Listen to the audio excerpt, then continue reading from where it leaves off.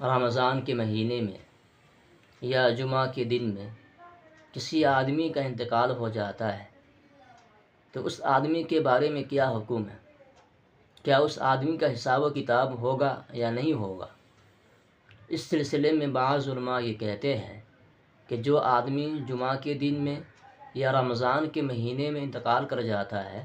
تو اس کا جمعہ کے دن ختم ہونے کے بعد یا رمضان کا مہینہ ختم ہونے کے بعد اس کا حساب و کتاب ہوگا۔ لیکن بعض علماء یہ کہتے ہیں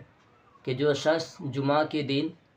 یا رمضان کے مہینے میں انتقال کر جاتا ہے تو جمعہ کا دن گزرنے کے بعد یا رمضان کا مہینہ ختم ہونے کے بعد اس کا حساب و کتاب نہیں ہوگا، بلکہ قیامت تک اس کا حساب و کتاب نہیں ہوگا اور وہ اپنے قبروں میں آرام و سکون کے ساتھ رہتے ہیں۔ اور حکیم الامت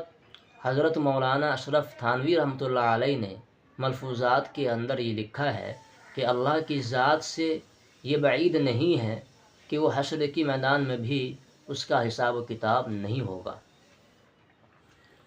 اور اگر کوئی آدمی رمضان کے مہینے میں روزے کی حالت میں انتقال کر جاتا ہے تو اس کے بارے میں